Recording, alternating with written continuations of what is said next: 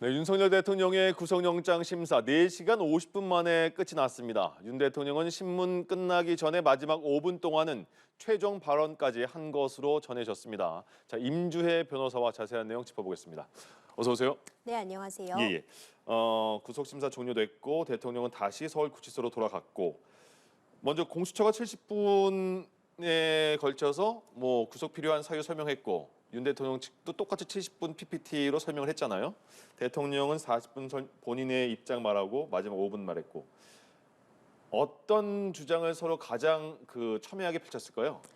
오늘 있었던 것은 구속영장 실질심사입니다. 그러니까 구속 전 피의자 신문이라고 하는데 공수처에서 청구한 이 구속영장이 과연 발부되는 그런 사유들이 충족할 것이냐 이런 부분들을 보는 것이고 구속 전에 피의자를 직접 불러서 법관이 영장을 발부하기 전에 피의자 측의 이야기를 들어보겠다라는 제도가 이 구속 전 피의자 신문 구속영장 실질심사라고 볼 수 있습니다. 예. 그렇기 때문에 앞서 설명해 주신 것처럼 먼저 공수처에서 이 사안이 구속이 필요하다. 범죄 혐의에 대해서 상당 부분 소명이 되었고 도주의 우려 내지는 다시금 계엄을 선포할 우려, 증거인멸의 우려 이런 부분들을 들어서 구속이 필요하다는 입장을 강하게 설파했을 것이라고 보고요. 예. 이와 동일한 시간 동안 이제 윤석열 대통령 측 변호인단이 구속 사유가 없다는 주문을 설명했다고 봅니다. 구속 사유가 발생하지 않았다는 점은 먼저 이제 12.3 비상계엄 선포는 내란죄에 해당하는 그런 국헌문란의 목적을 갖고 있는 부분이 아니기 때문에 어떤 범죄 혐의에 대한 소명이 있을 수 없다. 이 점을 먼저 근거로 들었을 것 같고요. 예. 그리고 이제 두 번째로는 구속 사유가 발생하지 않았다는 측면, 현직 대통령이라는 그 지위, 신분을 고려할 때 도주의 우려라는 부분이 있을 수 없다라는 점을 강조했으리라고 봅니다. 예. 그리고 마지막으로 결국 증거인멸의 우려라는 부분에 대해서도 윤석열 대통령의 변호인단 측에서는 관련자들이 이미 구속이 된 거나 아니면은 수사 진행이 되고 있어서 증거인멸, 말을 맞춘다거나 증거를 인멸할 수 있는 그런 상황이 아니다라는 점. 예. 그리고 이제 애초에 국헌문란의 목적을 갖고 있지 않았고 이 12.3 비상계엄 선포는 대통령의 헌법상 권한에 따라서 정해진 절차와 방식에 따라 이루어졌고 그것의 해제 역시도 국회에서 해제를 의결을 해서 이에 따랐기 때문에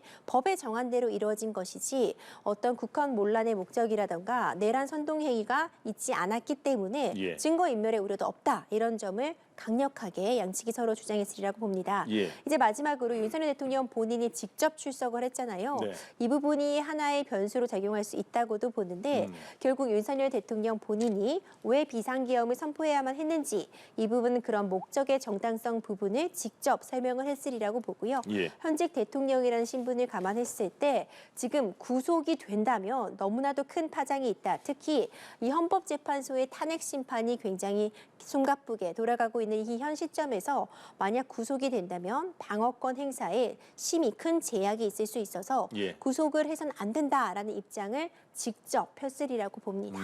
그럼 변호사님 영장 실질 심사 오늘 같은 날에는 양측이 와서 자신들의 주장을 펼치는 거잖아요. 그럼 주장이 이제 끝났고요. 실질 심사가 끝났다는 말이 주장을 판사가 다 들어봤고 이제부터는 내가 판단할 시간이야. 내가 자료를 보고 판단할게. 이런 시간이 지금 이어지는 거예요? 그렇죠. 이제는 이제 영장을 발부할 수 있는 이 서부지법에 지금 영장을 판단하고 있는 이 판사의 시간이라고 볼 수 있습니다. 예. 설명 주신 것처럼 일단 이미 영장이 청구가 되고 이것이 서부지법에 배당이 되면서 관련 자료들은 넘어갔습니다. 네. 이미 판단은 시작이 됐으리라고 보고요. 이 자료도 굉장히 방대하다고 전해지고 있어요. 이 구속영장을 청구하면서 이제 150쪽에 달한다. 이런 이야기가 전해지고 있는데 워낙 관련자들에 대한 수사가 광범위하게 이루어지고 있고 예. 이런 부분들을 봤을 때 첨부된 서류들도 상당할 것이다. 이렇게 예측이 가능합니다. 이에 대해서 이미 판사가 1차적으로 검토를 마친 이후에 구속영장 실질심사, 그러니까 이번에는 직접 피의자 측, 변호인과 피의자 본인을 불러서 직접 그 이야기를 들어보겠다라는 절차가 오늘 진행이 된 것이고요. 예. 그것이 5시간 조금 못 미치게 4시간 50분 정도 이제 구속의 필요성을 주장하는 공수처의 이야기도 듣고 구속이 필요하지 않다는 윤석열 대통령 측의 이야기도 듣는 그 과정을 거쳤고 이제 이 구속영장 실질 심사가 종료되었기 때문에 지금부터는 이 판사가 직접 이 관련 서류들을 정리하고 또 오늘 있었던 구속영장 실질 심사에 있었던 내용들을 좀 복기를 하고 정리를 하면서 과연 구속 사유가 발생하였는지를 판단하는 그런 시간을 가지고 있다고 보면 됩니다. 일단 판사가 사전에 자료를 검토하고 당사자를 불러서 얘기 들어보고 또 한번 판단하는 지금 그 시점이군요.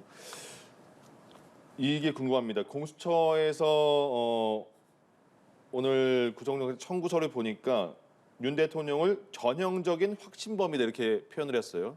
근데 확신범이 무엇인지 또 목적범이라는 표현도 뭐가 다른 건지 두 개 뭐가 다른지 궁금하고요. 그리고 변호인단은 지금 현직 대통령이기 때문에 구속은 마땅치 않다 이렇게 주장하고 있는데 어떻게 하나하나 설명 좀 부탁드릴게요.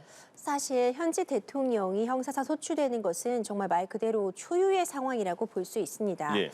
사실 우리 입법자들도 헌법이나 형법 같은 부분을 만들면서 이런 부분을 예측하고 법을 다 만들진 않았을 거라는 예. 생각조차 드는 상황인데 일단 대통령은 내란 외환뇌죄를 제외하고는 형사상 그 임기 중에 소추당하지 않습니다. 네. 그런데 지금 문제되고 있는 것이 바로 그 내란죄입니다.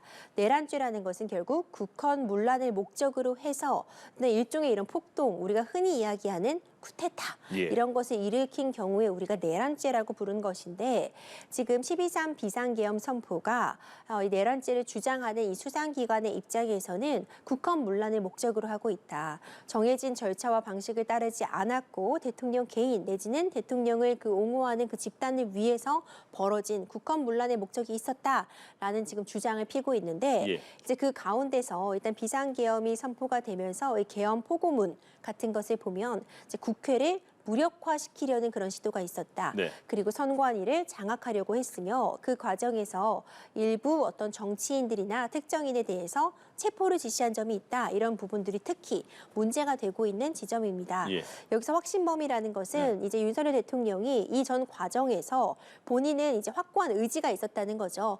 이것이 국헌문란의 목적을 갖고 있었는지 안 갖고 있었는지 윤석열 대통령 본인의 어떤 그런 내심의 의사라고 볼 수 있겠지만 예. 적어도 이 전 과정을 겪으면서 윤석열 대통령은 이 상황에서 내가 비상계엄을 선포할 수 있고 이렇게 내가 행동을 해도 문제가 없다는 것을 확신하고 있었다. 좀 이렇게 볼 수 있다고 보는 것 같고요. 예. 그러니까 결국 수사기관에서는 굉장히 좀 자신감이 있는 상황이다. 이렇게 평가할 수 있을 것 같은데 네. 이미 김용현 전 국방부 장관이 검찰에 의해서 구속해서 지금 기소가 된 상태입니다. 예. 근데 그 공소장에도 이 범죄 혐의점이 굉장히 상세하게 기재가 되어 있었고 그것이 김용현 전 국방부 장관의 공소장이지만 윤석열 대통령이 굉장히 여러 차례 언급이 되어 있습니다. 네. 결국 이 내란죄라는 것은 주요 임무 종사자라고 해서 이 행동에 적극적으로 가담한 사람들이 있고 결국 내란죄는 그 최종 우두머리 수괴라고 불리는 그 우두머리가 있게 되는데 지금 김영헌 전 국방부 장관이 내란죄의 주요 임무 종사자로서 역할을 했고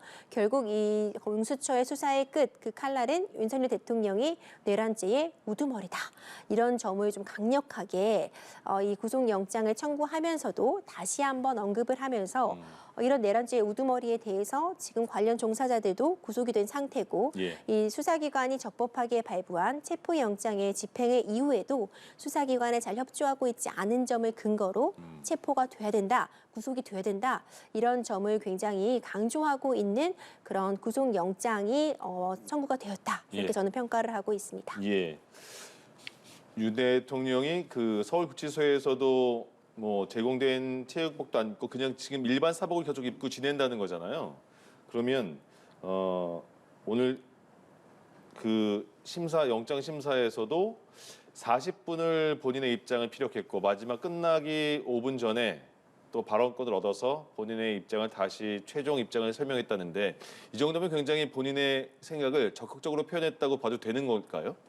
네, 전 적극적으로 피력을 했으리라고 봅니다. 내용은 뭘까요? 그럼? 이 윤석열 대통령 본인이 법조인이죠. 예. 굉장히 오랜 기간 검사로서 근무를 했기 때문에 이 형사 전체, 이 형사의 과정 전반을 가장 잘 알고 있는 사람이라고 보고요. 예. 그렇기 때문에 이 구속영장 실질심사, 특히 구속 여부가 앞으로 진행될 전 과정에서 얼마나 중대한 영향을 끼칠 수 있을지를 가장 잘 알고 있는 당사자라고 생각이 됩니다. 네. 그렇기 때문에 원래 어제까지만 해도 공수처에서 구속영장을 청구됐다는 소식이 전해질 때만 해도 구속영장 실질심사에 직접 출석은 하지는 않겠다라고 했다가 오늘 이른 오전에 입장을 바꿔서 예. 출석을 하겠다고 한 것도 윤석열 대통령 역시도 구속영장 실질심사의 중요성 그리고 이제 구속 여부가 향후 앞으로 있을 헌법재판 그리고 이 내란죄에 대한 수사에 있어서도 지대한 영향을 끼칠 수밖에 없다는 점을 잘 알고 있기 때문에 그런 선택을 했으리라고 봅니다. 예. 아마도 이 과정에서 전해지는 내용은 네. 일전에 우리가 국민들을 대상으로 하는 그런 담화문의 내용과 사실 크게 다르지 않으리라고는 봅니다.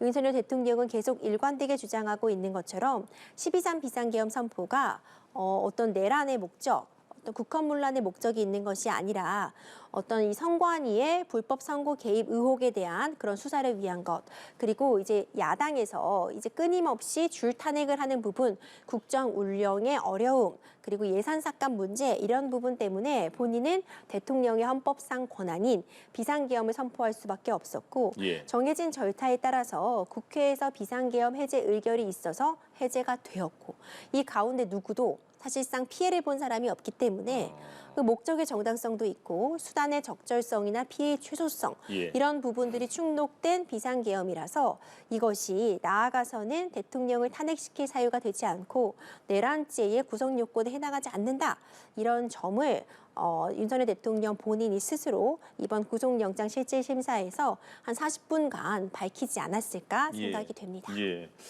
근데 그동안은 윤 대통령이 계속해서 수사처의 소환 조사에 응하지 않았잖아요. 이번에도 체포가 된 상황에서도 공수처에 다음 날 아예 안 나가겠다. 그 두 번째는 이유도 말하지 않았다. 이렇게 들려지는데 그렇게 또 서부지법은 그 윤 대통령 측 변호인들도 서부지법에서 판단하는 거는 뭐 맞지가 않다 이렇게까지 주장을 했는데 이렇게 바뀐 이유는 어떤 걸 생각해서 이렇게 변호인들과 윤 대통령의 마음을 바꿨을까요?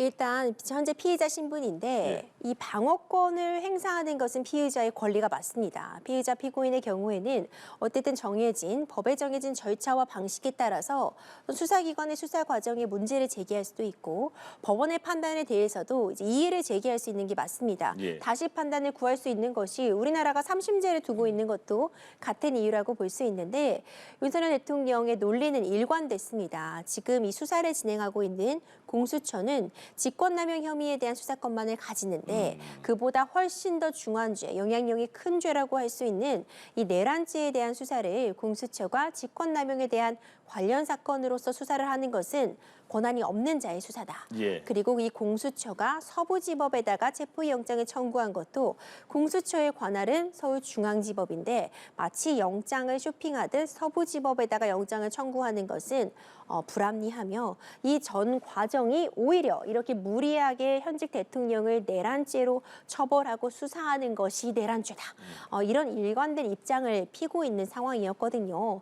이제 그런 점들을 이제 감안하자면은 윤석열 대통령 변호인의 입장에서는 이 구속영장 실질심사에서도 계속해서 이 일관된 이 논리를 폈으리라고 보고 예. 윤석열 대통령 본인도 오늘 구속영장 실질심사에서도 이 일관성을 유지했으리라고 보는데 그럼에도 불구하고 왜 오늘은 좀 적극적으로 임하였는가 그 부분을 보자면 이미 윤석열 대통령이 할 수 있는 불복 절차는 다 거치면서 올라왔습니다. 네.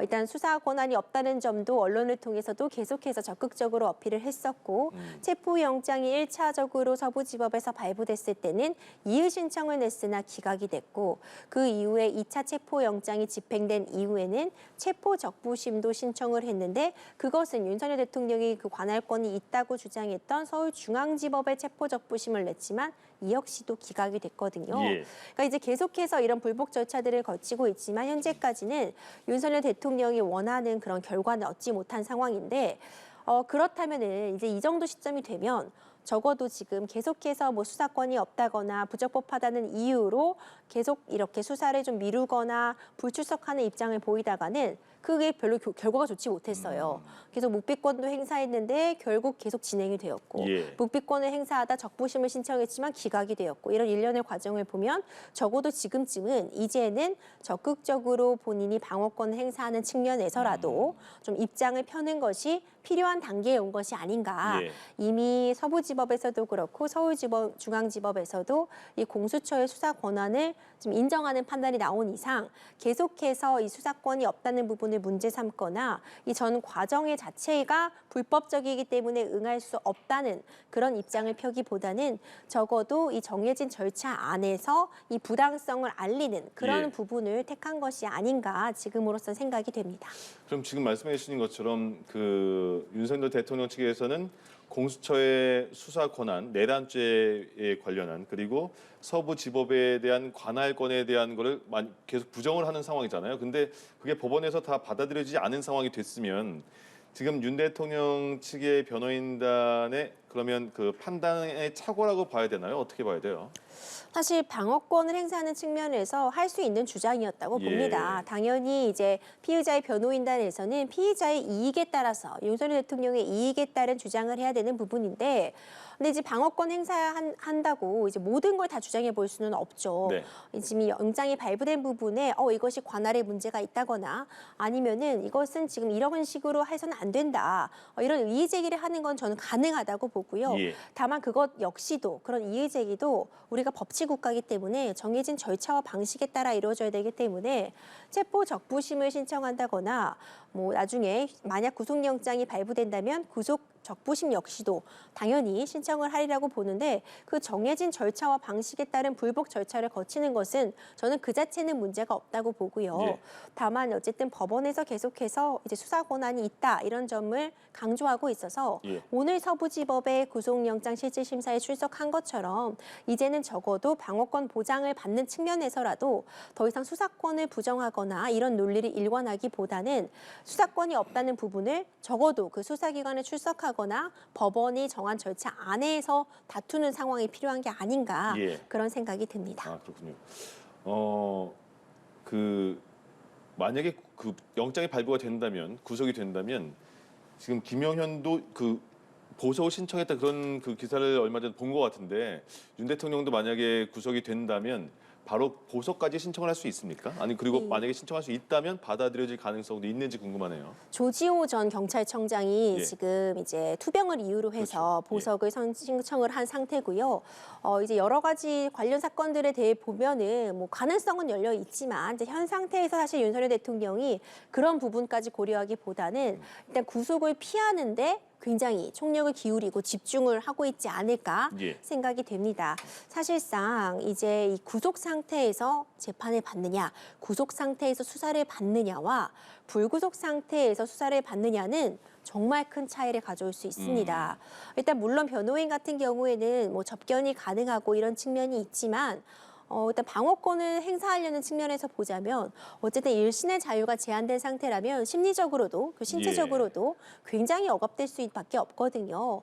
이런 부분을 감안하면 사실상 이제 늦으면 내일까지 네. 아니면 빠르면 오늘 밤 안에 발부가 될 이 영장이 발부가 되냐, 예. 발부가 되지 않냐 이 여부는 공수처 입장에서는 만약 발부가 된다면 수사에 있어서 정말 말 그대로 날개를 단 그런 상황이 될 수 있을 것이고요. 예. 역으로 이제 윤석열 대통령 입장에서는 앞으로 이제 추가적으로 있을 헌법 재판이나 내란죄 수사 관련해서 굉장히 좀 제한이 불가피한 그런 상황이고 만약 영장이 이제 발부가 되지 않는다면 네. 공수처는 어쨌든 이 영장이 발부되지 않아도 내란죄 혐의가 없다는 의미는 아니고 예. 구속 사유가 없다는 그런 사유만 발견되는 것이라 할지라도 공수처는 어떤 수사의 동력을 상당 부분 상실할 가능성이 있고 한편 윤석열 대통령은 예. 영장이 발부가 되지 않으면 지금 다소 윤석열 대통령에게 불리한 상황으로 돌아가고 있는 현 상황을 좀 뒤집을 수 있는 카드로서 반전의 계기를 삼을 수 있는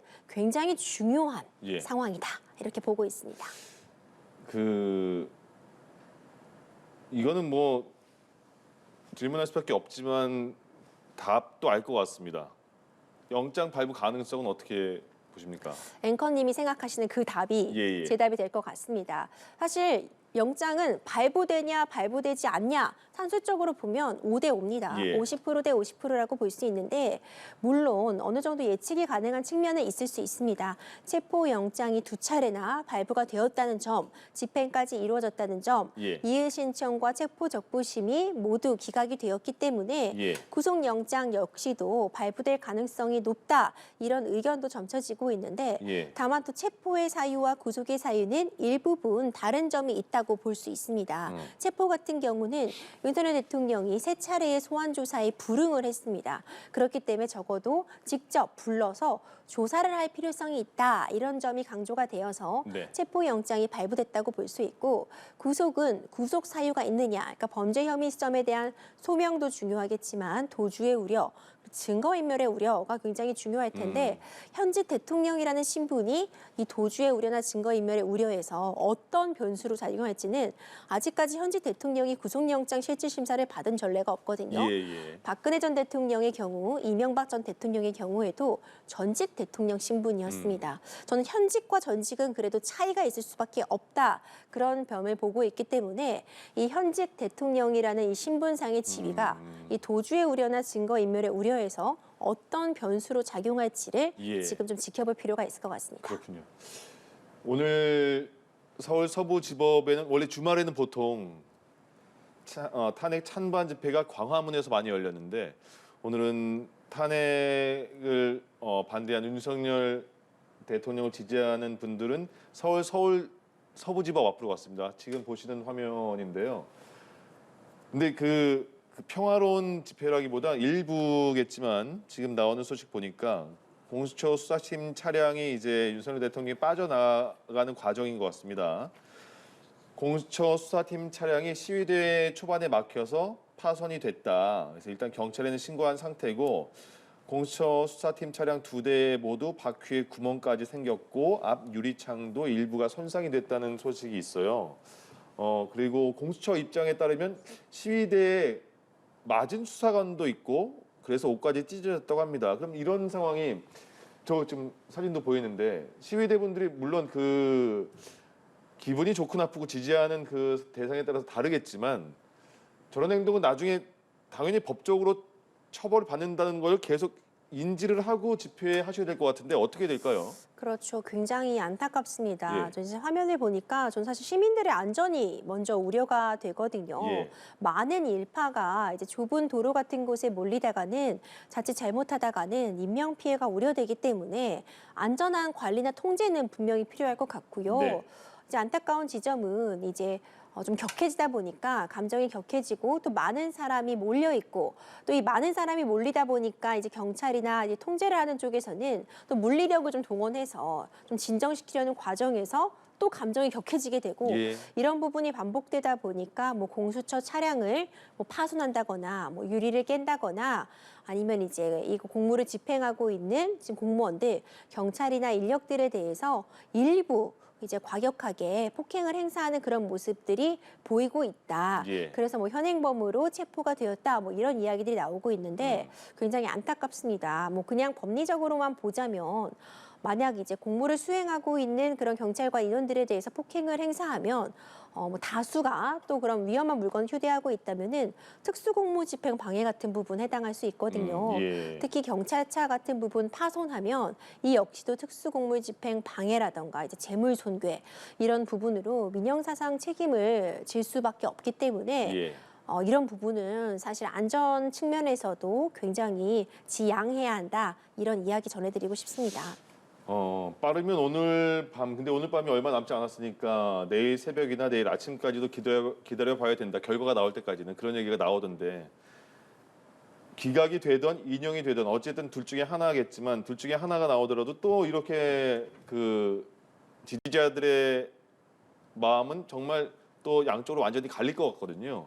그 이후에 우리 사회 상황도 어떻게 다독거려야 되는지 생각을 해봐야 될 것 같아요. 그렇죠. 이 대한민국의 민주주의의 회복력을 이제 외신에서도 사실 극찬하는 그런 부분도 있었습니다. 결국 시민들의 시민 의식이 가장 지금 중요한 필요한 그런 상황이라고 보고요. 어떤 경우에든 어떤 그런 논란에 의해서 분열되는 일은 없어야겠죠. 모두 좀 성숙한 시민 의식을 가지고 중요한 거는 민주주의의 어떤 그런 유지, 회복, 번영 이런 부분이기 때문에 예. 시민들이 이런 무력적인 충돌보다는 서로 좀 화합하는 모습 보일 수 있는 그런 노력 필요할 것 같습니다. 헌법재판소의 그 탄핵과 관련한 절차는 굉장히 빠르게 진행되고 있잖아요.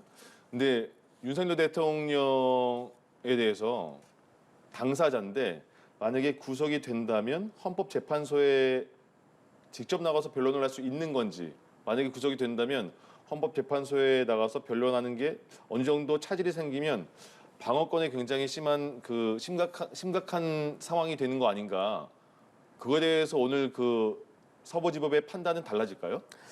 이제 헌법재판이 계속되고 있는 예. 것도 굉장히 중요한 변수는 될 수 있습니다. 물론 오늘 구속 여부를 결정하는 건 헌법재판 때문에 구속 여부가 결정되는 게 아니라 예. 내란죄에 대한 형사적인 그 수사 과정에서 지금 구속하느냐, 구속하지 않느냐가 결정이 되는 것인데 그거는 신경 안 써도 되는 거예요. 그렇죠. 그러면? 일단 형사는 형사대로 네. 이제 헌법재판은 헌법재판대로 그 시계가 어찌 보자면 다른 시계가 돌아가고 있다고 볼 수 있습니다. 예. 다른 시계가 흘러가고 있지만 서로 영향을 줄 수밖에 없는 건 당연한 게 네. 같은 사실관계를 대상으로 하고 있거든요.